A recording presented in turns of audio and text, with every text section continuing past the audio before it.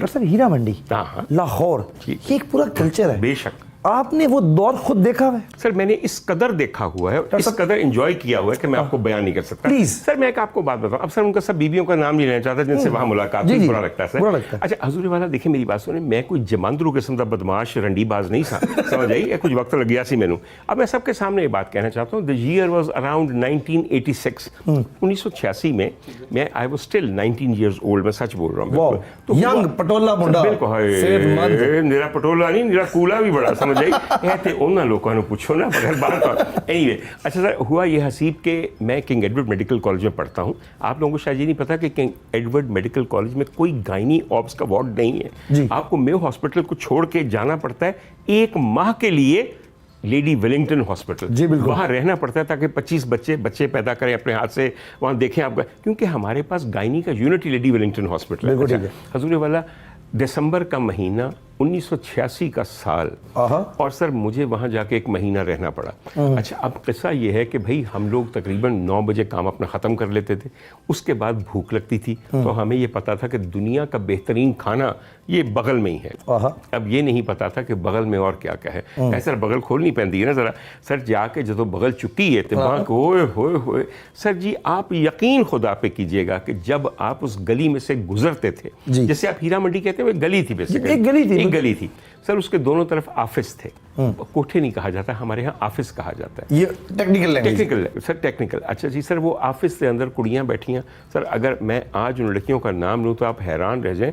कई तो उनमें से महलों में पहुंच गई हैं, और कई उनमें स्क्रीन पर नजर आती हैं, और कईयों ने हमारे दिलों को मुनव्वर किया। सर यकीन कीजिए, मैं चूंकि टिपिकल तमाशबीन नहीं था और उस शक्ल से थोड़ा सा शरीफ लगता था, अजली हालत नहीं थी ना कि सर उथे मेरे एक सवाल लवो, तुसी टिपिकल तमाशबीन नहीं है क्यों? लेकिन तानू सारियां टेक्निकल चीज़ां दा पता है इन्नी की वजह। सर जी उदी वजह मैं तुम सही गल दसा, क्योंकि जब आप टिपिकल तमाशबीन नहीं लगते तो तानू हल्का जिहा इशारा करके ना किसी ने बुला लिया ते बह गई ते कहंदे कि हले तो देखो कोई आ नहीं रहा, आओ गल्लां करे की पे करना है, थे कितने पढ़ना है, अच्छा डॉक्टर पे बनना है, यहाँ से बात शुरू हो गई। सर जी वो औरतें भी कितनी बोर हो चुकी होती हैं एक तमाशबीन के इंतजार में, यकीन कीजिए, गुफ्तो-शुनीद। और फिर उनकी मुआशरत का मुझे पता चला। सर उससे पहले मुझे लाहौर के रेड लाइट एरिया की मुआशरत का नहीं पता था।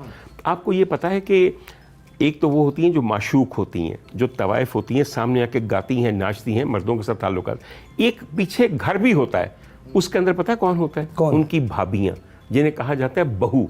अच्छा। बहुएं कभी किसी के सामने नहीं आती, पर्दे में रहती हैं। बहुओं का हाथ बोलता है, गला नहीं बोलता। बहुओं का ये देखते हैं कि बहू कितना मज़े का तनिया गोश्त पकांदी है, हाय किस तरह पुंदी है करेले गोश्त, कितना बारीक फुल्का पकांदी है। अच्छा। ये बहुएं हैं। आप ये सोचें कि ये जो लड़कियाँ सामने आके मुजरा कर रही हैं, इनके भाई भी होंगे, इनके भाइयों की शादियां भी होंगी, जिन औरतों से शादियां होंगी वो इनका घर बार भी संभालती होंगी, और उनके अंदर से जो बच्चियां पैदा होती हैं वो नेक्स्ट जनरेशन ऑफ द कोठा होती हैं कि नहीं होती? सर जी एक बात आखिरी में बताना चाहता हूँ आपको, ख़वातीन हुज़रात, किसी को भी तंग करने से पहले, अपने से हकीर जानने से पहले उसकी मुआशरत को जानिए। मुआशरत क्योंकि सॉरी हजूर वाला, मेरे ज़माने में जब मैं उस ज़माने में वहाँ जाता था, हसीब मैं कसम खा के कहता हूँ, एक वहाँ पे खातून थी जिनकी 4 बेटियाँ थीं, जो 4 बेटियों की धूम थी सर। आज की बाकी होता होगा हर शादी पे उनको, और हर शादी वो जो अरबपतियों की शादी हो, उस ज़माने में अरबपति कोई होता था, तो वो उन लड़कियों को बुलाया जाता था। 1-2 बैठ के गाती थी, 2 नाचती थी, कमाल नाचती थी। सब जिंदा हैं अल्लाह के करम से, एक फौत हो गई उनमें से बाहर तौर। तो उनकी वालिदा से मैंने सुना कि इतना पैसा आता है जिसमें फैक्ट्रियाँ 4 लगी हैं, यानी कि इतना पैसा आता है जिसमें मेरियाँ 4 तियाँ नहीं 4 फैक्ट्रियाँ ने। और उन्होंने कहा कि मैं कहा जी आता है बिल्कुल, क्या होता है फिर? मेरे सामने एक दफ़ा कहीं से गुलबर्ग से पूरी एक महफिल करके आई, तो 2 बड़े चर्मी थैले थे जो नोटों से भरे हुए थे। आके नोट सीधे किए गए, गिने किए, सोया कोई नहीं, सब ने किए। उसके बाद सबसे पहले उन नोटों में से एक थद्दी निकाली गई और अलग करके कहा गया, मैं कहा ए किदे वास्ते? कहने लगी ए इमाम दी न्याज दे पैसे ने, कुर्बान जाऊं। उसके बाद एक और नोटों की थद्दी निकाली, मैं क्या ए किए? कहने लगे उस्तादां दा बखरा है। समझ आई कि उस्ताद जिन्होंने सिखाया बच्चियों को, बखरा ये उनका हिस्सा है। आई समझ मेरी बात की। उसके बाद सपर्दियां का हिस्सा, सपर्दे जो साजिंदे पीछे बैठ के ढोलक तबला हारमोनियम बजाते हैं उनको दिया, उन्हें भी तो घर जाने लेकर। अच्छा। और उसके बाद बीबी जी ने बाकी सारे पैसे जाके अपनी सेफ के अंदर बंद कर दिए। किसी लड़की को पैसा नहीं मिला। आप कमाइयों की बात करते हैं कि आपकी हलाल की कमाई है, वाह, इस मुल्क को लूटने वालों की भी हलाल की कमाई है।